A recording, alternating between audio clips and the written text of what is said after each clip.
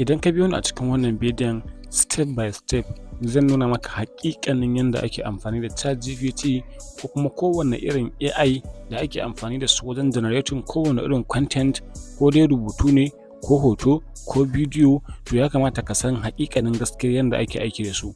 Na lura cewa kaso 90 na cikin mutanen da suke amfani da Chatgpt ko kuma wani amfani da wani AI da yake musu generating wani content ba sa amfani da shi yanda ya kamata.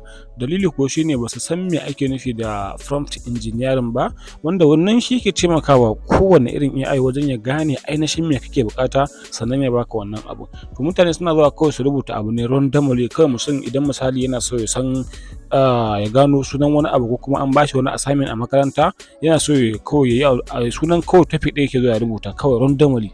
To kaga dole AI ba zai baka abin da ya kamata ba idan ka kai malami assignment ya dinka rejecting assignment ɗinka, ko kuma iya baka 0 ko kuma a cikin ka dinka cin 2/10 ko wani abu makamancin wannan. To rashin sanin haƙiƙanin yanda ake amfani da AI ne yake kawo wannan abu. Amma idan ka biyo a cikin wannan bidiyon ina mai tabbatar maka zaka amfanu da shi 100%. Zaka san cewa yes, baka san yanda ake amfani da AI ba.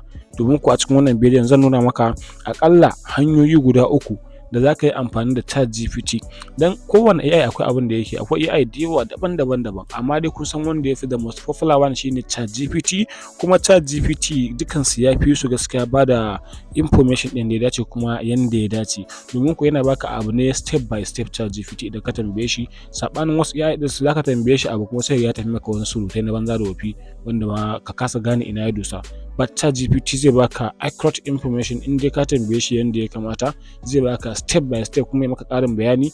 A ƙarshe ma har ya rinka tambayan ka cewa yayi daidai, idan bai daidai ba ƙara bashi umarni ya sake maka wani abu daban, wanda ba kowane AI ne yake irin wannan ba sai Chatgpt. So ka biyo ni a cikin wannan bidiyon, amma kafin mu tafi, idan yanzu ne farkon zuwan ka tashar mu, ka daure ka danna mana alamar subscribe, ka yi liking, ka yi share na wannan bidiyon wa ƴan uwanka domin kai ma ka samu ladan su amfana baki ɗaya. Okay, so mu je cikin bidiyon kai tsaye. Akwai hanya guda 3 kamar yadda na faɗa muku da za ku yi amfani da Chatgpt. Hanya ta farko ita ce browser. Idan kuka shiga cikin Chrome browser ɗin ku yi searching Chatgpt, sai ku yi sign off. Akwai sign off, za ku danna ku yi sign off. Sign off ɗin ba wani wahala ne da shi ba. Gmail ɗinka za ka sa kawai sai password, shikenan ka gama sign off. Kamar yadda kuke gani, wannan ita ce fuskar Chatgpt. Idan a waya ka buɗe shi, ita ce fuskar da zai baka. Haka zalika idan a kwamfuta ka buɗe shi dai kusan irin wannan fuskar zai baka. To don haka duka aikin guda ɗaya ne. Bambancin kawai wancan akwai faɗin screen, zai buɗe maka komai da komai ka gan shi fiye da yanda za ka kalle shi a waya. Ba saboda da a kwamfutan zan muku, amma saboda na ga cewa kowa da waya yake amfani, to na ga cewa yawanci ƙwara in yi amfani da waya ɗin lafiya ƙalau ne. Okay, so kamar yadda na faɗa muku, wannan ita ce shine interface, ne fuska ta Chatgpt. Idan kuka duba za ka ga ya muku welcome, kamar ya iya tambayan ku cewa what can I help you with, iya tambayan ka cewa da me zan iya taimaka maka. Sannan idan kuka duba da ƙasa za ka ga cewa yana ba ku suggestion cewa ga abubuwan da zai taimaka maka da su. Kaɗan daga ciki su ne kamar ka yi creating image, ma'ana za ka iya ba shi umarni ta hanyar amfani da prompt engineering da ake magana. Sai ka ba shi umarni cewa kana so ya maka creating wani hoto mai yanayi kaza da kaza da kaza da kaza. Shi yasa na gaya muku prompt engineering shine abin da ya kamata ka fara koya kafin ka fara amfani da Chatgpt. Ka san me za ka tambaye shi. Idan za ka ba shi umarni ya maka rubutu, irin yanayin tambayar da za ka yi masa daban. Haka zalika idan za ka ba shi umarni ya creating ɗin hoto, ya ba ma'ana ya zana maka hoto ko ya fitar maka da hoto na wani abu, shi ma yanayin tambayar da za ka yi masa daban. Haka zalika idan suka tambaye ka cewa kana so ka yi analyzing data ne, ma'ana idan kai data analyst ne ko wani abu makamancin wannan, kana da wata data ko wani lissafi da kake so ka yi masa, ya yi maka shi ma tambayan da za ka yi masa daban. Kamar summarize test, idan kana so ya ɗan yi summarizing ɗin wani documents ne, an baka wani PDF documents ne, ma'ana kamar lecture note aka baka kake so a yi maka summarizing ɗinta in summary ka gane me ake nufi kai tsaye, so za ka iya ba shi umarni ya maka wannan abun. Sannan akwai code, idan kai programmer ne, kana programming na Python, JavaScript, C++, SQL, ma'ana SQL kenan, ko kuma da sauran programming language da sauransu, kowanne kake so ChatGPT zai maka shi lafiya kalau ne. Kawai tambayan shi za ka yi. Da summarize me gashi nan, help me write, waye make a plan. Idan kana so ka yi generating wani plan, kana so ya maka generating kaman calendar ko wani abu makamancin wannan, haka zalika ChatGPT zai iya maka shi. Haka zalika idan muka da bangaren rubutu, ChatGPT zai iya rubuta maka duk wani abu da ka sani a duniya da kake so ka yi.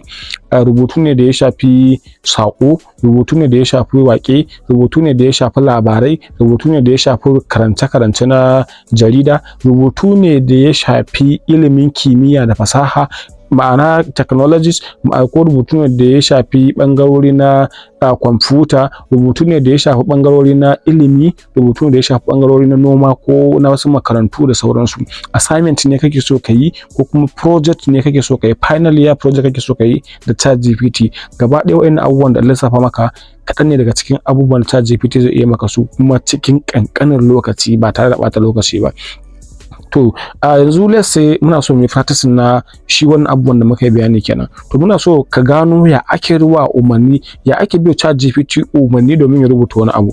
Don haka za mu fara da rubutu, tunda da yawanci rubutu muke tambayansa. Kamar yadda an faɗa muku a baya, ba za ka zo kai tsaye ka tambayi ChatGPT. Misali, zan ɗauka cewa yanzu ina so ChatGPT ya yi min rubutu akan posting na Facebook. Ina so na yi posting akan Facebook. Ina so a matsayin data analyst, to ina so in tambayi ChatGPT cewa ya yi min rubutu akan menene ma'anar data analyst. Misali, zan tambayi ChatGPT cewa hi, da farko kenan zan fara ce masa hi. Dalilin da yasa in ce masa hi, ina so in tabbatar da cewa yana aiki lafiya ƙalau, babu matsalar network. Sannan kuma abu na biyu, ina so ya gane cewa da turanci nake so na yi rubutu na. Abin da zai baka mamaki kuma ya burge ka ChatGPT shine zaka iya rubutu da Hausa, zaka iya rubutu da Turanci, zaka iya rubutu da kowane irin yare kake so a cikin ChatGPT kuma ya baka amsa da wannan yaren. Kawai abin da kake bukata idan zaka yi masa magana, ka fara masa magana da wannan yaren. Misali, yanzu na ce masa hi, sai ya ce mun Fahad, hi Fahad, how it's going? Ka gani? To da musulmi ya san sunana saboda ina amfani da shi yau da kullum. So idan kuma na so in masa rubutu da Hausa ne, dan ce assalam. Yanzu ku ga amsa mun da wa alaikum assalam. Kun gani? Ya ce mun alaikum assalam, how are you doing today? Kun ga that's me, na masa magana da Turanci, na masa magana da Hausa. So that's me, ChatGPT na fahimtar duk yaran da kake so kai masa. To har ila yau, idan kana so baka iya Turanci ba, kana so ka tambayi ChatGPT maka wani abu, to da ka iya tambayan shi da Hausa, daga baya sai ka ce ya fassara maka shi zuwa Turanci. In ya tashi yin jawabi, ma'ana ka tambaye shi cewa ina so ka bani kaza da Hausa, to daga ƙarshe sai ka bashi umarnin cewa ina so ka maida min shi zuwa Turanci. Shikenan zai baka wannan amsar da Turanci kuma da Hausa. Ina fatan kun fahimta. So yanzu let's say ina so kamar yadda an ce zamu yi misali akan Facebook post, to zamu bada wannan misalin yanzu. Let's say zan ce hello ChatGPT, I want to make a Facebook post about data analysis. Please, can you help me?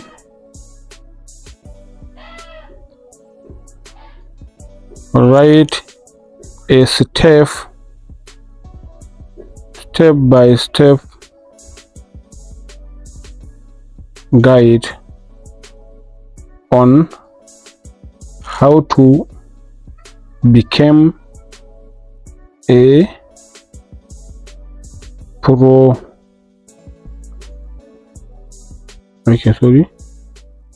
professional data analyst in just 3 months. Kun ga me? Yanzu kun ga idan kuka fahimta, rubutu na tsaya na wa ChatGPT, ban tambaye shi kai tsaye ba, kai tsaye kawai menene ina so in zama data analyst. Ban tambaye shi kawai haka ba. To yawanci tambayoyin da kuke wa ChatGPT kenan, idan kuka zo kawai tambayan shi kuke kai tsaye, ba kwa ba shi instruction cewa ga abubuwan da kuke buƙata da me nake buƙata da me nake buƙata. Kaman kai ne ka je shagon siyayya kana so ka sai abu, kawai sai ka je ka miƙa kuɗi baka faɗi me kake so a baka ba. So kaga that means mai shagon ba zai fahimci me kake so ka siya ba, don haka sai ya tambaye ka me kake son ka siya, ka faɗa masa sannan zai tambaye ka, amma kala ne akwai na 1000, na 5000, na 3000, zai tambaye ka ɗan nawa kake so. Ka gane? To kamar haka ina jin ɗan misali da zan baka kenan. To kamar haka ne kun ga yanzu na ce wa Chatgpt, hello Chatgpt, I want to make a Facebook post about data analysis. Ina so Chatgpt nake gaya masa cewa barka dai Chatgpt, ina so zan samar da Facebook post akan data analysis. Sai nake ce masa dan Allah can you please help me write a step by step guide, dan Allah ina so ka zaka iya rubuta min mataki kamar ce da Hausa ko zuwa ta zan iya zama ƙwararren data analyst a cikin wata 3. Shine abin da nake nufi a cikin wannan ɗan ƙaramin turancin da na yi. So in ma kun ga kuskure a cikin turancin I'm not a perfect, kun gane? To dan haka wannan shine a takaice irin yanda ake wa Chatgpt tambaya. Kun ga me na bayyana masa abubuwan da nake buƙata a cikin bayani na. To sai in danna akan alamar nema kenan ga ta nan, sai in tura masa. To da ba ku ga abin mamaki. Yace show here's a Facebook post for you. Kun gani? Sai yace min title shine step by step guide on become a professional data analyst in just 3 months. Sai ya ce mana how are you ready to kickstart your journey into the world of data analysis? Follow this structure 3-month plan to gain a skills and confidence you need to become a professional data analyst. Sai kun ga me, kun ga da iya samun alamar emojis na alamu, yake ce mun a month sai samun alamar calendar ta July 17 da sauransu. Kun gane? Ya ce mun month 1 wata da farko kenan, build the foundation, learn Excel, master data cleaning, filtering, pivot table and the basic analysis. Sai ya ce mun number 2 understand database, study the basic of SQL and the query and manage data effectively. Sannan sai ya ce mun number 3 learn statistics kamar irin su mean, median, correlation, regression, etc da sauransu. Sai number 2 ya ce min shine in samu number 2 ya ce min ko kuma in ce wata na 2 sai ya ce min learn tools and techniques da sauransu. To idan kuka duba ga nan step by step ba sai an saka surutu ba, kun gani step by step ya bani cewa a cikin wata 3 zan iya zama data analyst idan na bi waɗannan ƙa'idojin da ya zayyano min da sauransu. Ina fatan kun fahimci yanda ake tambayan Chatgpt yanzu. Sai abu na gaba shine misali ina so kuma ya bani sai in ce masa to yanzu kuma ina so ya faɗa min ya ake amfani da Excel. To sai in ce now how am I going to start learning Excel spreadsheet. Sai in tura masa. Sai nake tambayarsa tunda da ya ce in fara koyan Excel ko, to yanzu nake tambayar shi cewa ya bani yanda zan koyi ita wannan Excel din.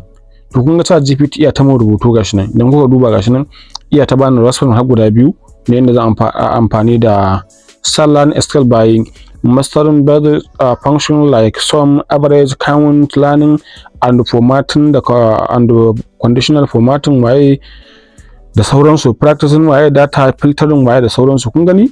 To gashi nan ya bani su kamar su VLOOKUP, HLOOKUP and if statement da sauransu. Wa'annan su ne basic formulas da ake amfani da su da functions na Excel idan kana so ka zama Excel kenan wanda zaka fara amfani da ita.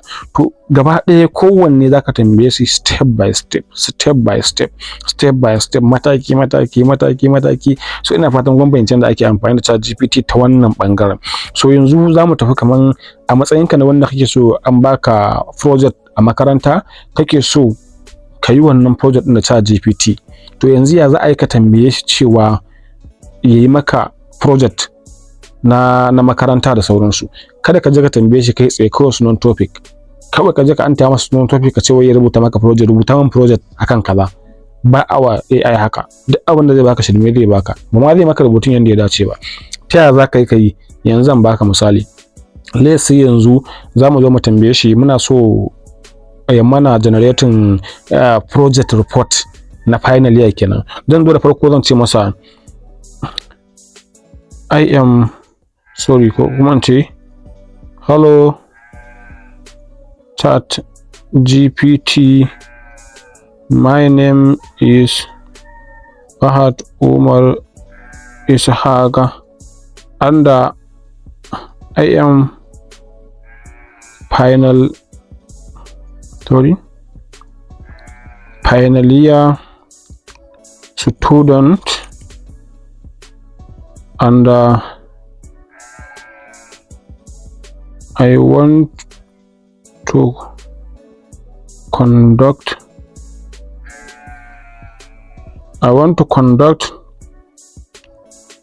a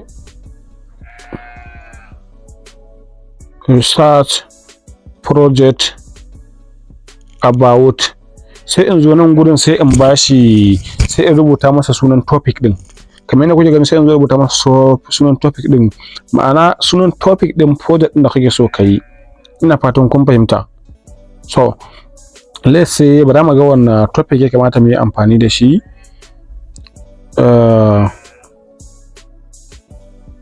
The project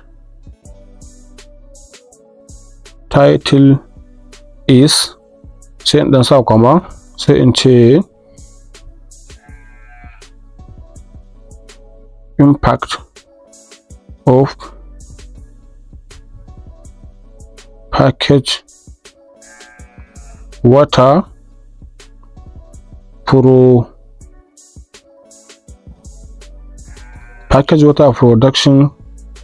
producers, cooperatives in Kano State. To wannan na baku shi a matsayin example ne, dan haka ya danganta da yanayin topic din da kake so kai. Kawai na sa wannan topic din ne a matsayin kawai shine yazo min aka, shi nake so in bashi a matsayin project dina. So kun ga yanzu me abin da nake so ku fahimta a nan gurin shine ba kai tsaye na je na sa wa Chatgpt sunan topic na ce ya rubuta min project ba, kamar yadda mafi yawa daga cikin ku suke yi. Na zo na fara masa da magana cewa hello Chatgpt, my name is Fahad Umar Ishaq and I am final year student and I want to conduct a research project about the project title. Sai na ce masa ga project din title din sauransu, za ka tsaya ka tsara turancin ka yanda kake so, ko kuma ka yi masa da Hausa ma da sauransu. Kun gane ai? So sai na ce masa sunan topic din shine impact of package water producers cooperative in Kano State. To zai iya kasancewa wannan din bai bada wani ma'ana sosai shi sunan topic din ba, amma dai topic ne na project shi ma misali. Let's say ku dauka a matsayin haka tunda ba da wani topic din da zan bayar. So wannan shine abin da yake so ku fahimta. Bayan na rubuta masa, to sai in dawo ƙasa, in dan bada space, sai in dawo ƙasa, sai in ce please, sai in ce masa please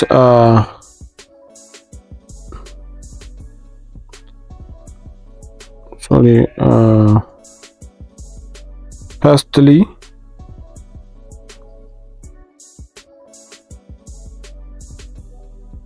write the content of the project. Sai ku sai masa ya fara da rubuta min content, table of content kenan ko kuma an zo ce table of content shine zaka fi ganewa. Table of content of the project. So ina fatan kun fahimta. Sai na ce wa Chatgpt din yanzu bayan na masa wancan dogon bayanin a baya, sai na ce masa kuma ya fara da rubuta min table of content na shi wannan project din. Ina fatan kun fahimta. To sai in tura masa, za ku ga abun mamaki. Kun ga sai ya ce min here's a suggested table of content for your research project.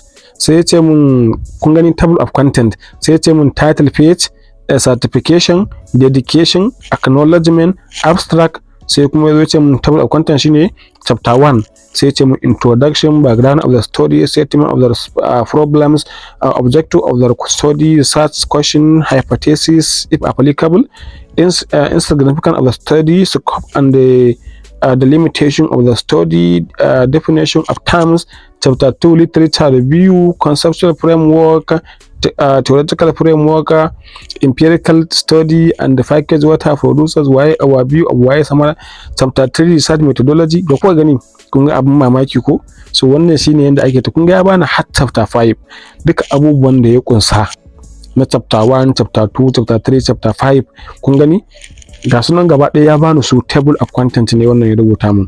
To kun ga me, based on this table of content da ya rubuta mun, to zan gane inda project ɗina ya fara dosa. Wannan shi yake nuna cewa na san me nake yi a wajen project. Duk lokacin da na zo na rubuta wa'annan, to na san ina an dosa. Table of content shi yake nuna cewa ina ka dosa, me kake so ka cimma a cikin wannan project ɗin. Ina fatan kun fahimta.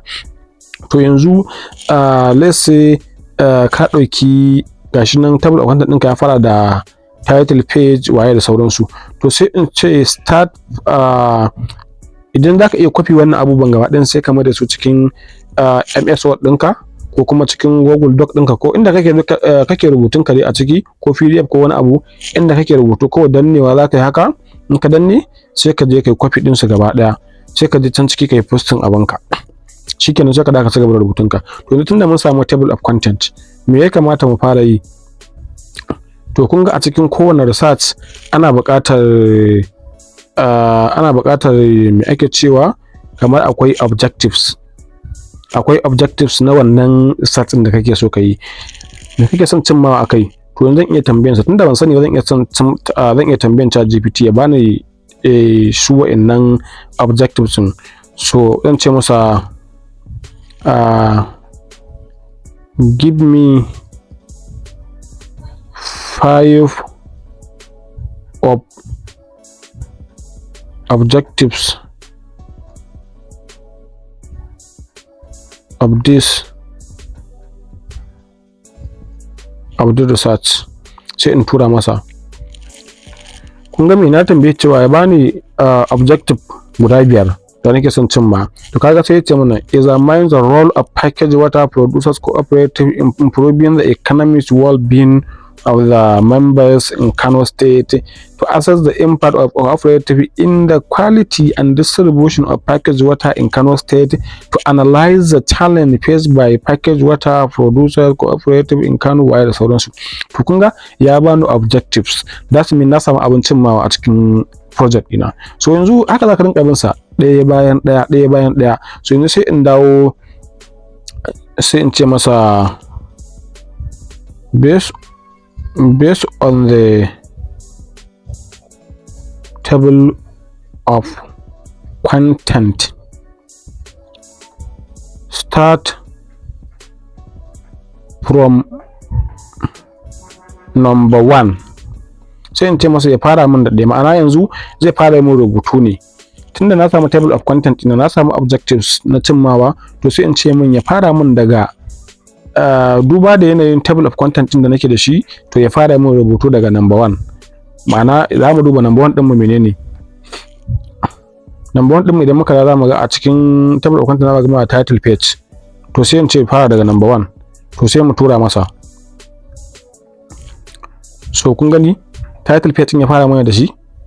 Kun ga title page din mu shine impact of packaged water producers cooperative in Kano. To shine title din mu da zamu rubuta a jikin page. Here research projects submitted to the department, sai ka rubuta sunan department ɗinka, sai ka rubuta your department. Kun ga ce maka sai ka rubuta sunan department ɗinka, sai your faculty, your institution, sai ka rubuta sunan faculty ɗinka da sunan makarantarka, sai partial fulfillment to the menene requirement da for the award of your degree, higher national diploma kake. Ma'ana anan gun abin da yake nufi shine sai ka rubuta cewa ND kake, national diploma ne, NCE ne, degree ne, HND ne, masters ne da sauransu. Sai ka zo ka rubuta by Wani, sai ka rubuta sunanka, shikenan sai kuma registration number ɗinka, sai kuma yiya da shekara da ka gama shi wannan project din. Shine abin da title page yake ɗauka. To yanzu sai mu tafi number 2 ko abin da aka rubuta anan gun sai ka ce masa number 2. kaga yanzu ka gama wahalar yin dogon rubutu, yanzu number 2 da aka rubuta masa sai ka rubuta number 2. kun ga sai ya ce mana certification shine number 2. kun ga ya rubuta mana certification gashi nan ya rubuta mana shi ma zaka zo gashi nan abubuwan da ake bukata a cikin certification page za ka ga sunan bayan ka sa sunan title da sunan sai ka rubuta sunan supervisor ɗinka, zaka zo ka rubuta sunan department ɗinka da faculty ɗinka da year ɗinka da sauransu, sai kuma ka zo ka supervisor name ɗinka project supervisor, sai kuma head of department HOD ɗinka kenan, sai kuma external supervisor ɗinka idan akwai sai ka rubuta shi ma da date da sauransu. To sai ka ce masa ya tafi next kawai next za ka rinka cewa yanzu. Do you see the magic? To kun ga ya rubuta mana dedication page shine na gaba. To daga nan sai mu ce masa next. Kun gani how easy it is? To kamar yana kuke gani gashi nan haka zan ta yi yanzu haka zan ta yi sai mu tafi sai mu ce masa next.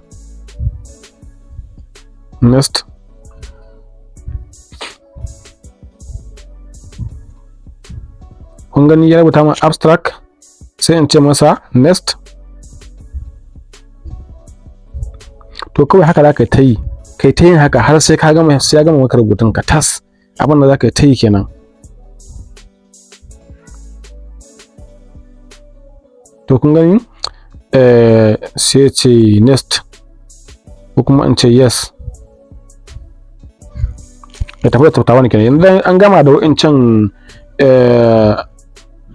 preliminaries ake cewa ko pages, to an gama da su, to kan yanzu ya tafi chapter 1 kenan.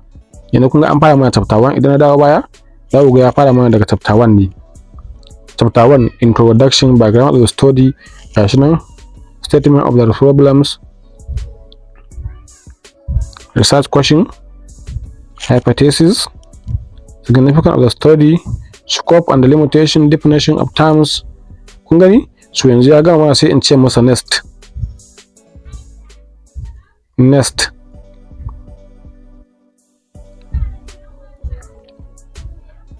Kun gani chapter 2? A yana yana chapter 2 yanzu. Chapter 2 yake rubuta min yanzu. Kamar yadda kuke gani. Ya kuka ga yanda yake cikin sauki abun.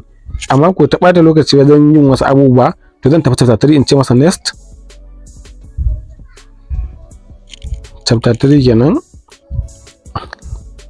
So kun gani ya rubuta min chapter 3 yanzu. Kada ka wuce wannan bidiyon ka tsaya, akwai abin da nuna maka a ƙarshe wanda zai baka mamaki. Yanzu kun ga zaka yi ta copy kana paste ne ko? Nuna maka wata dabara da zaka yi a ƙarshe. Dan haka kada ka wuce wannan bidiyon. So sai in je next. Ina mai tabbatar maka za ka koyi a lot abubuwa a cikin wannan bidiyon. Yanzu kun ga ya tafi chapter 4.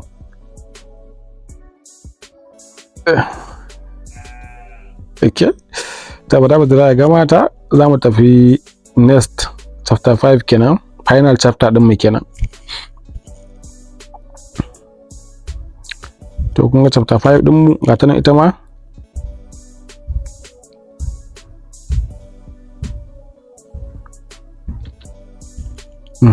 Yawwa akwai a ƙarshe akwai abin da ake cewa reference and appendix section, sai in ce masa next. Wa'annan su ne an da ake sa a ƙarshe, references da su ake cewa appendices kenan. Bayan ka sa references, to kun ga sa mana da reference na iya aka yi wannan abubuwan suka faru. Kun gani structure of your project, would you like me with help anything else related to the search or menene. To kun ga yanzu that's me ya gama rubuta min complete project ina. Ina fatan kun fahimta. To yanzu let's say ya gama rubuta min complete project ina, kawai sai dai in je sa a cikin wata Microsoft ko kuma Word document ko kuma wani abu dai, sai na je na yi editing din su. To yanzu zaka tambaye ni cewa ta yaya yanzu wannan rubutun yayi yawa in ta copy ina paste.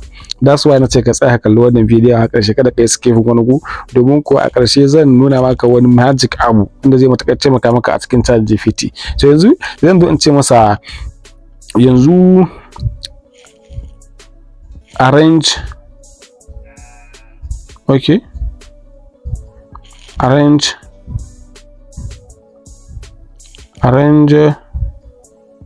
run them all together in a single note. Sai na faɗa masa cewa ya haɗa mun su a guri ɗaya wannan abubuwan. Kun ga za su min tsallake min dukkan wancan tambayoyin gaba ɗaya. Kun ga zai fara mun tun daga introduction, chapter 1, waye dukkan su zai haɗe mun su a guri ɗaya. Kun ga ina fatan kun fahimta. To dan haka in copy zan yi za su mun daɗin copy, ina copy kawai paste ɗin zan yi. Babu wannan gap ɗin da yake tsakanin inda nake ƙara masa tambayoyi, inda nake cewa ya bani next nan yes nan ko wani abu da zai tsallake min wannan abubuwan. To kun ga za su min in nayi copy ba zai bani wata matsala ba wajen yin editing da sauransu. Kun ga iya ta haɗe min wannan gaba ɗaya project ɗin a waje ɗaya. So daga ƙarshe again dai zan ƙara baku wani abun. To yanzu misali sai ya gama min wannan gaba ɗaya. To yanzu zan ce masa import export to PDF format. Export to PDF format. That means zan ba shi umarnin cewa wannan rubutun gaba ɗaya ya maida min shi zuwa PDF. To bari ku ga magic. Kai Chatgpt fa bala'i ne na gaya muku. Wallahi Chatgpt masifa ne. Kana zaune in minute zai maka abubuwan da baka tsammani. Amma mutane ba su sani ba. That's why mu ba ma shan wahala wajen creating kowane irin content muke so mu yi creating. In minute za mu yi rubutu mu gama shi kuma mu je mu yi editing din shi mu tura wanda muke so mu turawa, kuma rubutu mai kyau. Ina zuwa, it seems there was an encoding issue with the specific character. I will correct it. Kun ga me yace? Yace akwai wata matsala da yake gani a tattare da wannan rubutun. Akwai waɗansu abubuwa da aka sa a ciki wanda ba su dace ba. To yanzu zai gyara su da kansa sannan kuma sai ya generate PDF din. Kun ga abin da yake nuna ce na. That's mean Chatgpt na ga muku abu ne mai matukar muhimmanci sosai da yake ba da umarni. Da aka ba shi umarni kowane iri ne ya bi maka wannan umarnin. Kun ga da kansa shi ya rubutun da kansa, kuma yanzu da muka ce mana abu ya gano matsala da kansa a cikin wannan abun kuma zai gyara matsalar sannan kuma sai ya ba mu ita. Iya ta kokarin gyaran ne fa yanzu. Kun gani iya ta maimaita wannan turancin? To yana kokarin gyaran ne, abun yana da yawa. Da yake rubutun ba kaɗan bane gaskiya. Ok, kamar yadda kuke gani an samu matsala. Iya gaya min cewa ba zai iya yin wannan aikin na exporting zuwa PDF ko documents a wannan lokacin ba. To kuma ba wai komai ne yasa ba, dalili shine ina amfani da free version ne. Kun san a cikin sa akwai free version, akwai paid version. Ma'ana akwai na kyauta, akwai wanda kuma zaka iya biya da kuɗi. Wanda yake na kyauta din iya da limit. Idan ka yawaita amfani da shi da yawa to zaka ga iya tsaya maka cewa ba zai iya maka wani abun ba. Ina fatan kun fahimta. So yanzu saboda tsabar yawan rubutun da nayi da shi to yake faɗa min cewa ba zai iya yin wannan abun ba. Amma ko da yaushe da shi nake amfani wajen yin wani rubutu sannan in yi exporting din wannan rubutun lafiya kalau ne. Amma idan ka bashi umarni a ƙarshe idan ka gama ka bashi umarni kace ya maka exporting zuwa PDF ko kuma Word document ko Excel ko kuma PowerPoint ko wani abu, zaka ga ya yi maka exporting, ma'ana ya maida maka shi, ya yi converting din wannan rubutun da kai, ya maida maka shi zuwa PDF din ko kuma wani abu. Da ƙasa zai ce maka ga link nan ka yi downloading. To kana zana downloading za ka ga ya downloading shi kenan ya koma PDF, ko sai ka je ka yi editing ɗinsa, ko kuma a kwamfuta ne ya koma Word documents ko kuma wani abu makamancin wannan. To wannan a taƙaice shine yadda ake rubuta project report a cikin Chatgpt. So abu na gaba da in ce muku shine akwai yanda za ka yi amfani da Chatgpt application. Idan kana amfani da waya za ka iya ka ɗauko application ɗin. Wannan shine application ɗin Chatgpt a Play Store, za ka ɗauko shi. Shi ma dai da sam kamar wancan yake. To wannan shine yanda ake amfani da shi. Shi ma za ka ga sai muna get a plus a sama. To wanda plus ɗin yana aka biya 16,000 sannan a yi maka shi a wata. To kaga don haka idan kai kana da kuɗin da aka iya biyan ka sai plus ɗin, in kana wani aiki da yawa so za ka iya samun wannan cikin sauƙi.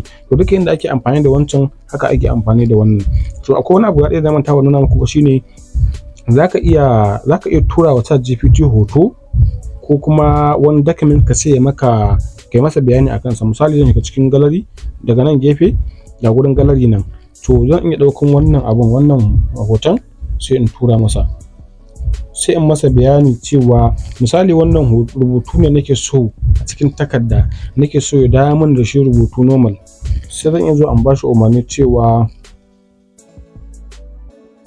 extract the text, sai in tura masa. To yanzu za ku ga duk rubutun da yake cikin wannan takardar zai karanta shi, sai kuma ya rubuta min shi a ƙasa. Kun ga Dasami ya fitar min shi daga cikin wancan littafin daga cikin wancan hoton kenan, ya dawo min da shi. So hoton iya da dishi da yawa, amma duk da haka na san zai ƙoƙari ya karanta. Kun gani ya karanta su gashi nan? Kun gani? To wannan shine kun ga yanzu wancan rubutun da yake cikin wannan takardar gaba ɗayansa gashi ya sauke min shi a nan gurin.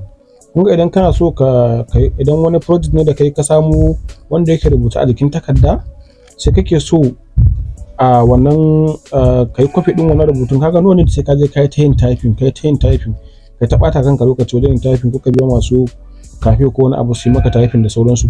Kawai cikin sauki kaga yayi min extracting din wannan hoton. Wannan hoton ne, hoto ne gashi na ya dawo min da shi, duk abin da yake jiki ya copy min shi ya rubuta min shi, kawai dan na zan yi copy na je na yi paste.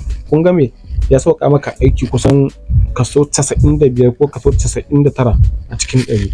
To wannan shine kaɗan daga cikin ayyukan da ake da Chatgpt.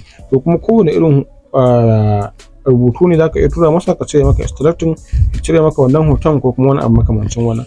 To wannan shine a takaice. Sai hanya ta uku da nace za ku yi amfani da Chatgpt shine ta hanyar amfani da WhatsApp. Na san za ku yi amfani da cewa ta yaya zan yi amfani da Chatgpt a cikin WhatsApp, ta yaya haka za ta faru. To a takaice Chatgpt da yana amfani a WhatsApp yanzu, na san ba kowa ne sani ba.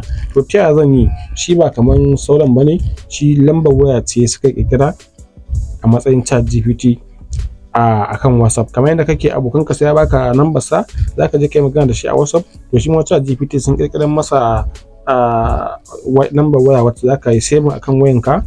Zan ajiye maka ga ta link din ga lambar wayar nan a jikin screen, zan ajiye muku ita, sai ku copy ko kuma ku duba description na wannan video ko comment na farko, zan ajiye muku lambar waya, sai ku copy ku je ku yi saving ɗinta da sunan Chatgpt. Kamar yadda kuka ga na rubuta Chatgpt, za ku rubuta, za ku ga muku alamar wannan tick din na blue a sama. To wannan kana zuwa kan WhatsApp ɗinka ka nemo number, kai mata magana, kan ce mata assalam, kun ce salam, za ku ga ya yi min responding, ma'ana ya amsa min kamar yadda wa'incan suke aiki, shi ma wannan ɗin haka yake aiki. Kun gani? Wa alaikum assalam, how are you today? Sai in ce masa barka da safiya. Kun gani?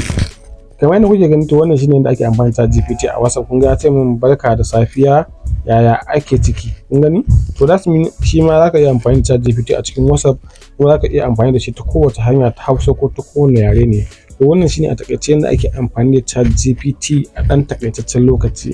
To yanzu bidiyon ya yi tsayi da yawa, amma a bidiyo na gaba za mu yi na ci gabansa, yadda za ka yi amfani da shi wajen creating code idan kai programmer ne, ko kuma yadda za ka yi creating hoto, ko kuma video script da sauransu. Sai mun haɗa a bidiyo na gaba. Kada ka manta da subscribing da like na wannan bidiyo.